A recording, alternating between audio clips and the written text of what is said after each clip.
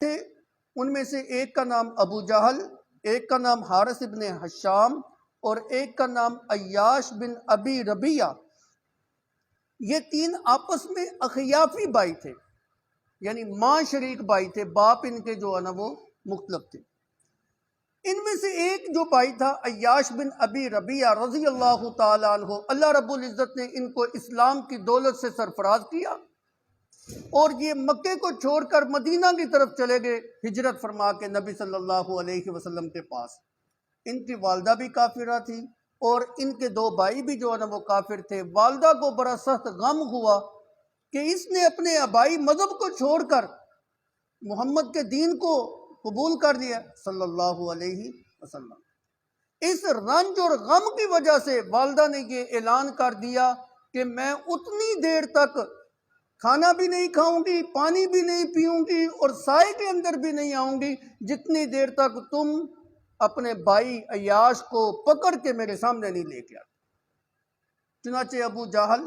اور حارث ابن حشام یہ دونوں بڑے خفیہ طریقے سے مکے سے روانہ ہوئے، مدینہ چلے گئے اور ادھر بھی بڑی رازداری کے ساتھ خفیہ طریقے سے انہوں نے اپنے بھائی کو جو ہے نا وہ پکڑ لیا اور اس کو جو ہے نا قائل کرنے لگے پیار کے ساتھ، محبت کے ساتھ کہ تیری ماں جو ہے نا وہ مر رہی ہے بھوکی پیاسی۔ اس نے تو یہ نظر اور منت مان لیا کہ جب تک تو نہیں آئے گا اتنی دیر تک وہ کھانا بھی نہیں کھائے گی، پانی بھی نہیں پیے گی اور اتنی دیر تک وہ سائے کے اندر بھی نہیں آئے گی۔ تیری مہربانی ہے، ایک دفعہ ہمارے ساتھ چل،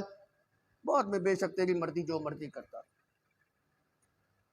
انہوں نے اس کو قائل کر لیا۔ حضرت عیاش بن ربیعہ رضی اللہ تعالی عنہ آمادہ ہو گئے اس بات کے اوپر کہ چلے میں آپ کے ساتھ جو ہے مکے چلتا ہوں۔ جو ہی وہ مدینہ کی حدود سے باہر نکلے، بھائیوں نے ان کے اوپر ظلم بھی کیا، تشدد بھی کیا، مار پیٹ بھی کی، مار کٹائی بھی کی اور ان کو جو ہے نا باندھ بھی دیا اور جو ہے نا زبردستی ان کو جو ہے نا مکے کے اندر لا کے اپنی ماں کے سامنے جو ہے نا وہ بٹھا دیا۔ اب ماں نے ایک اور شرط لگا دی، ماں کہتی ہے کہ میں اتنی دیر تک نہیں کھاؤں گی پیوں گی جتنی دیر تک تم محمد کے دین سے پھر جانے کا علل اعلان اظہار نہیں کرتی، اعلان کر کے میں محمد کے دین کو جو ہے نا وہ چھوڑتا ہوں۔ اب عیاش بن ابی ربیعہ رضی اللہ تعالیٰ عنہ کے دل کے اندر اسلام بڑا مضبوط تھا، اللہ کے نبی کی محبت تھی۔ آپ نے کہا میں تو نہیں اسلام کو چھوڑتا۔ اب بھائی جو ہے نا مارتے ہیں، جو اس کو ظلم کرتے ہیں، تشدد کرتے ہیں، مار کٹائی جو ہے نا ان کے اوپر ہو رہی ہے، انسان ہے بے بس ہو جاتا ہے، کتنی دیر جو ہے نا وہ برداشت کرے گا۔ مجبور ہو کے آپ نے جو ہے نا اسلام سے پھرنے کا اعلان جو ہے نا وہ کر دیا، لیکن دل کے اندر اسلام کی محبت بھی تھی، اللہ کی محبت بھی تھی اور رسول اللہ صلی اللہ علیہ وسلم کے دین کی محبت بھی تھی۔ اور ایک مسئلہ سمجھ لیجیے گا، جس وقت کسی بندے کو اسلام سے پھرنے کے لیے مجبور کر دیا جائے اور وہ اپنی جان بچانے کے لیے کفریہ کلمہ اگر زبان سے نکالتا ہے تو حقیقت کے اندر وہ کافر نہیں ہوتا۔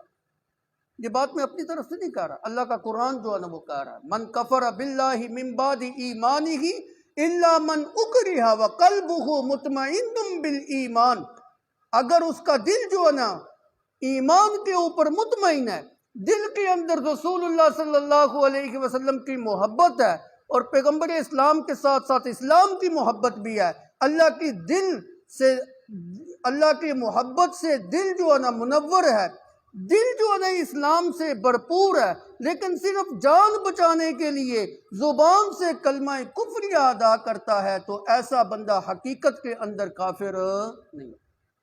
ہاں افضل تو یہی ہے کہ وہ بندہ جو ہے نا یہ بھی نہ کرے، اپنی جان جو ہے نا، جان جاتی ہے تو جان جائے بے شک، لیکن جو ہے نا وہ شہادت کا رتبہ پا لے لیکن زبان سے کلمہ کفریہ نہ کہے، یہ تو بہت بڑی عظیم شہادت ہے نا۔ لیکن اگر کوئی بندہ جان بچانے کے لیے اس طرح کہہ بھی دیتا ہے تو یہ کہنا جو ہے نا وہ جائز ہے اور اپنی جان بچانا اس کے اوپر فرض ہے، لیکن دل کے اندر ایمان کی دولت ضرور ہونی چاہیے۔ اگر دل سے جو ہے نا اس نے کفر کو قبول کر لیا ہے تو پھر پکا کافر ہو۔ پھر اللہ رب العزت نے فرمایا غضب اللہ علیہ ولعنہ وعد له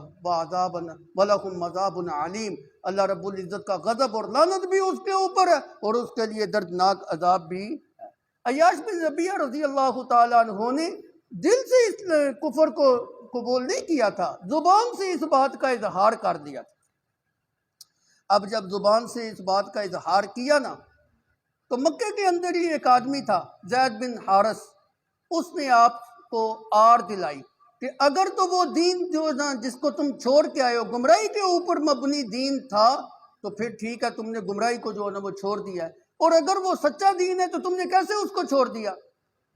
اب ایک بندہ پہلے ہی پریشان ہو، اس کے ساتھ مار کٹائی کا معاملہ ہو، اوپر سے اس کو تانے بھی جو ہے نا وہ مل جائیں، انہوں نے دل کے اندر یہ بات ٹھان لی کہ تو میرے ہتھے چار، تیرے جہر نہیں ہے۔